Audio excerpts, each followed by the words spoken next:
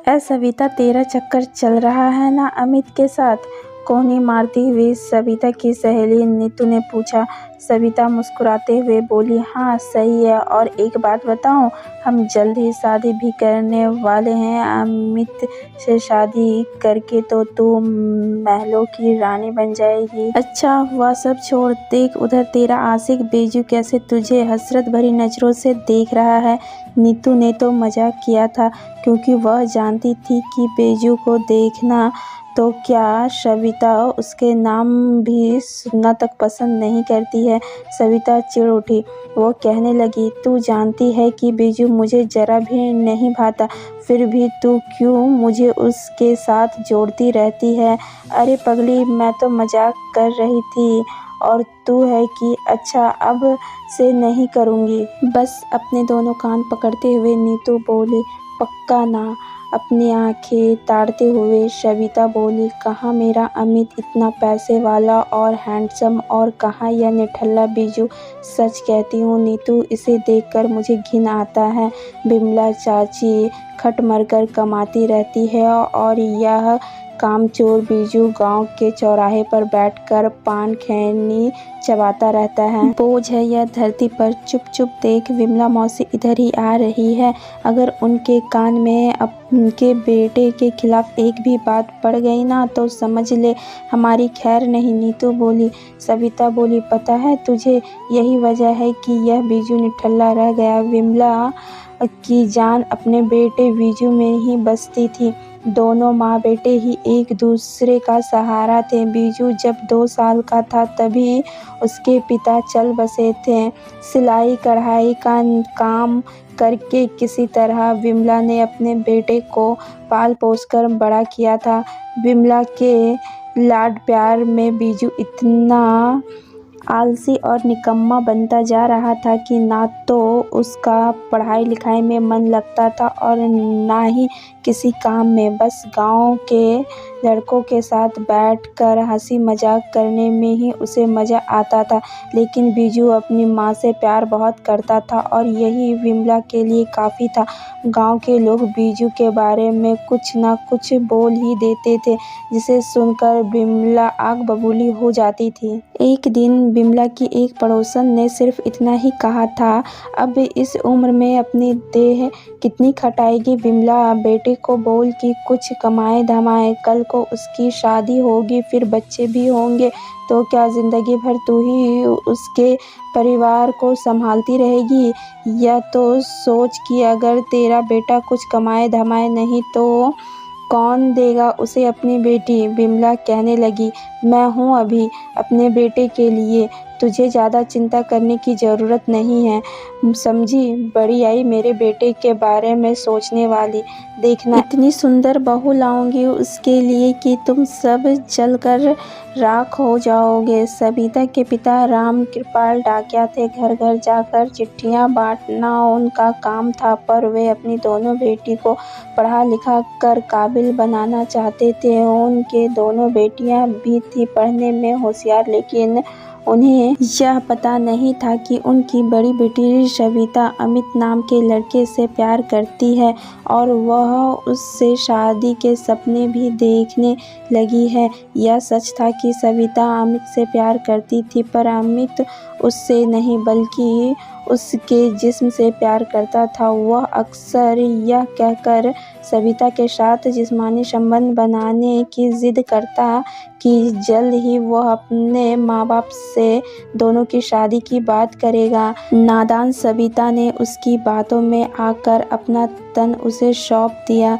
जवानी के जोश में आकर दोनों ने यह नहीं सोचा कि इसका नतीजा कितना बुरा हो सकता है, और हुआ भी।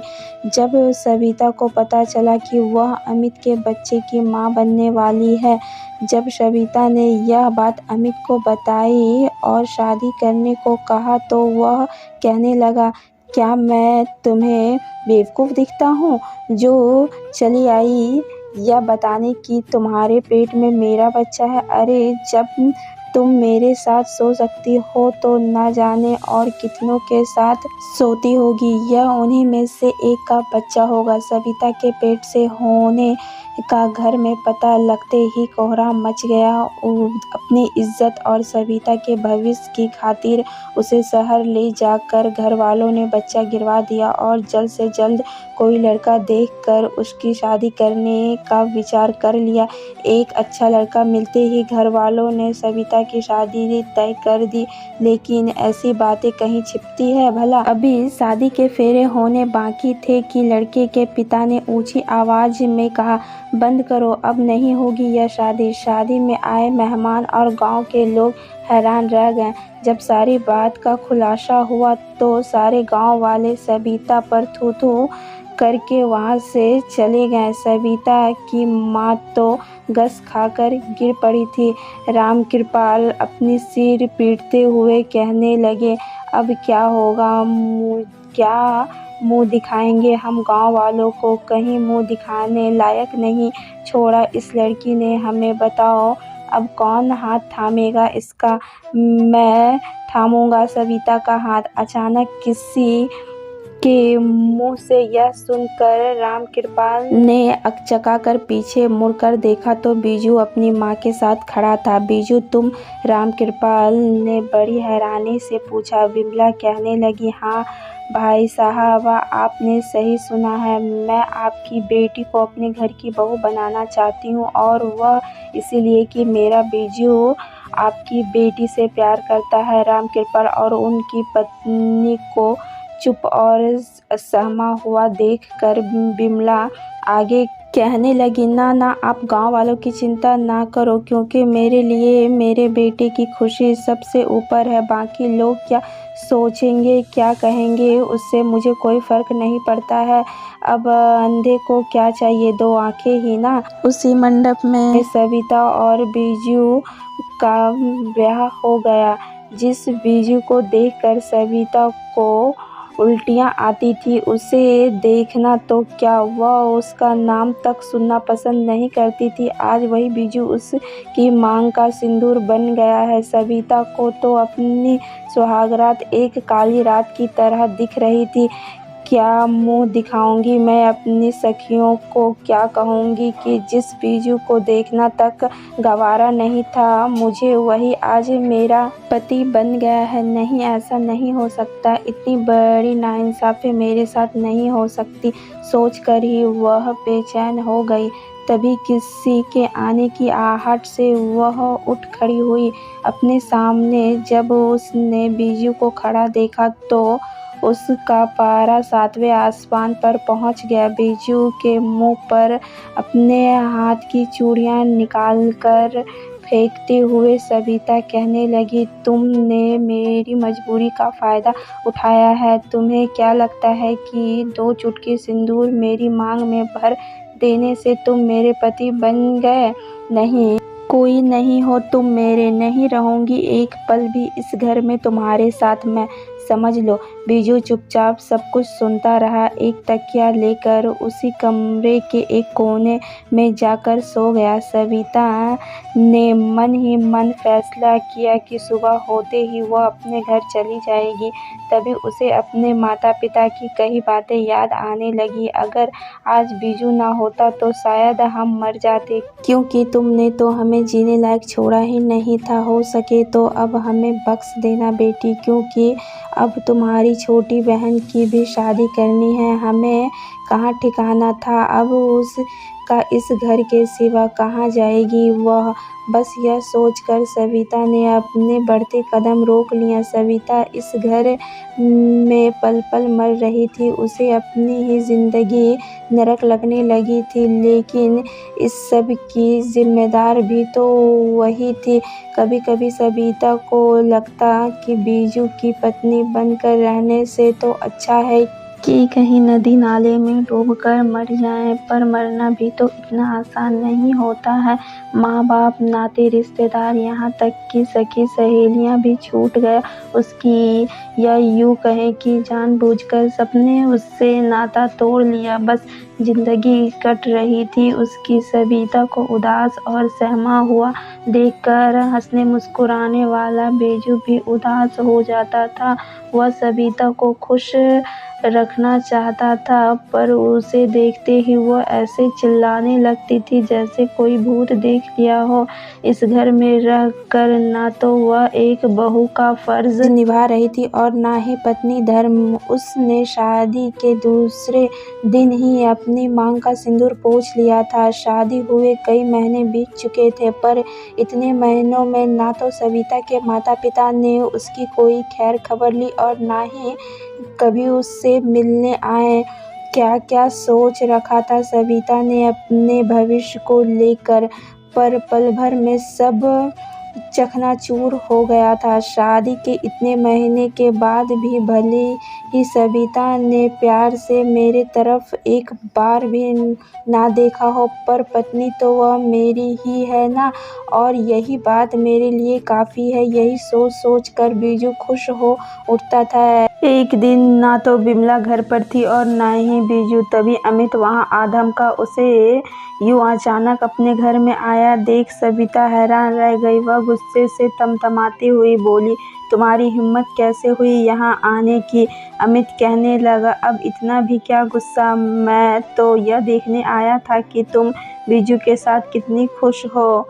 वैसे तुम मुझे शाबाशी दे सकती हो। अरे ऐसे क्या देख रही हो, सच ही तो कह रहा हूँ कि आज मेरी वजह से ही तुम यहाँ इस घर में हो। सविता हैरानी से बोली, तुम्हारी वजह से? क्या मतलब? अरे मैंने ही तो लड़के वालों को हमारे संबंध के बारे में बताया था और यह भी कि तुम मेरे बच्चे की माँ बनने वाली हो। सही नहीं किया क्या मैंने? अमित बोला। सविता यह सुनकर हैरान रह गई। वह बोली, तुमने ऐसा क्यों किया, बोलो ना। जानते हो सिर्फ तुम्हारी वजह से आज मेरी जिंदगी नर्क बन चुकी है। क्या बिगाड़ा था मैंने तुम्हारा? बड़ा याद आता है मुझे तेरा यह गोरा बदन। सविता के बदन पर अपना हाथ फेरता हुआ अमित कहने लगा तो वह दूर हट गई। अमित बोला, सुनो, हमारे बीच जैसा पहले चल रहा था चलने दो। मतलब? सविता ने पूछा। हमारे जिस्मानी संबंध, और क्या।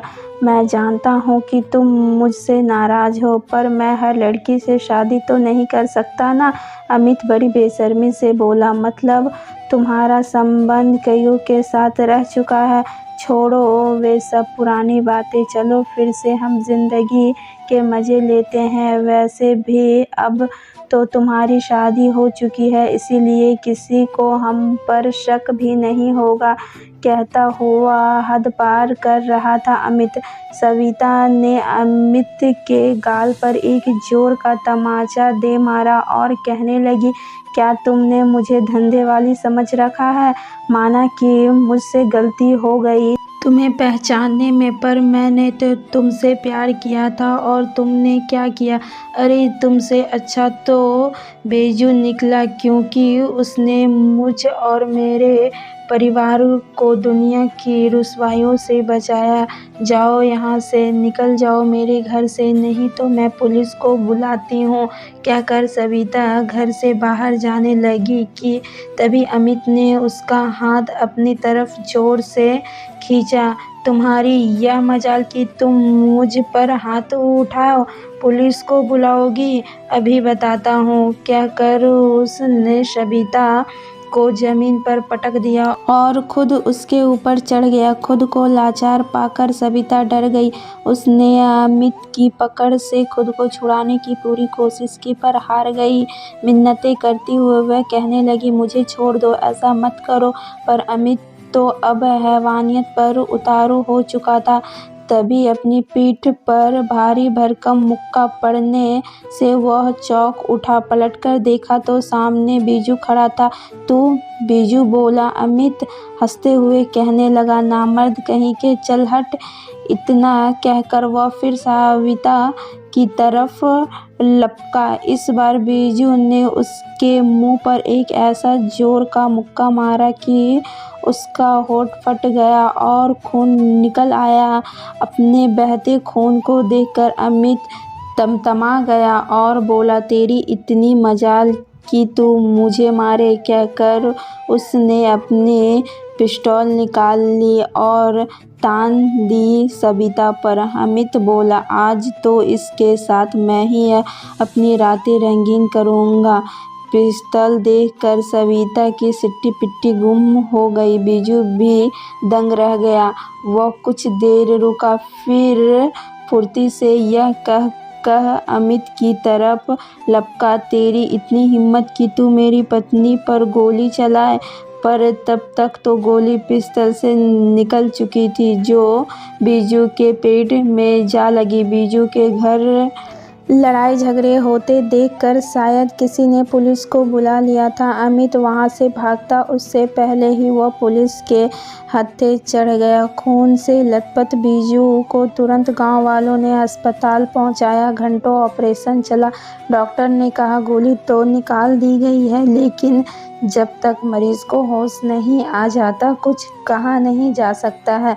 विमला का रो रो कर बुरा हाल था। गांव की औरतें उसे हिम्मत दे रही थी, पर वह यह भी बोलने से नहीं चूक रही थी कि बीजू की इस हालत की जिम्मेदार सविता है। सच ही तो कह रहे हैं सब, बीजू की इस हालत की जिम्मेदार सिर्फ मैं ही हूँ। जिस बीजू से मैं हमेशा नफरत करती रही, आज उसी ने अपनी जान पर खेल कर मेरी जान बचाई। अपनी मन में ही बातें कर रही थी सविता, तभी नर्स ने आकर बताया कि बीजू को होश आ गया है। बीजू के पास जाते देख बिमला ने सविता का हाथ पकड़ लिया और कहने लगी, नहीं, तुम अंदर नहीं जाओगी। आज तुम्हारी वजह से ही मेरा बेटा यहाँ पड़ा है। तुम मेरे बेटे के लिए काला साया है। गलती हो गई मुझसे जो मैंने तुझे अपने बेटे के लिए चुना। आप सविता है?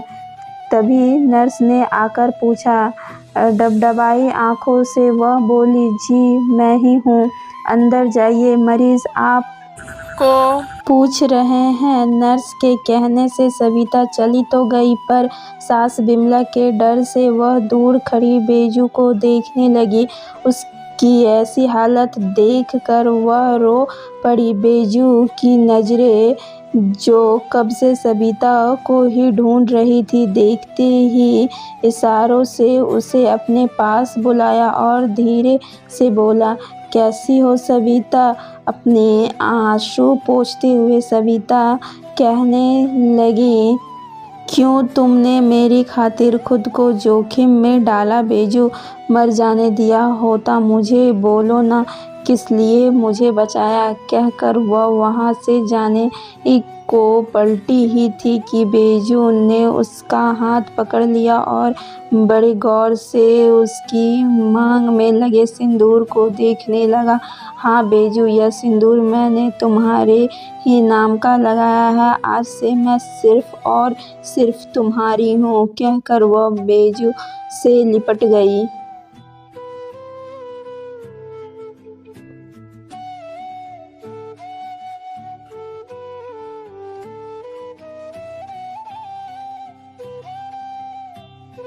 धन्यवाद। मिलते हैं नेक्स्ट कहानी में।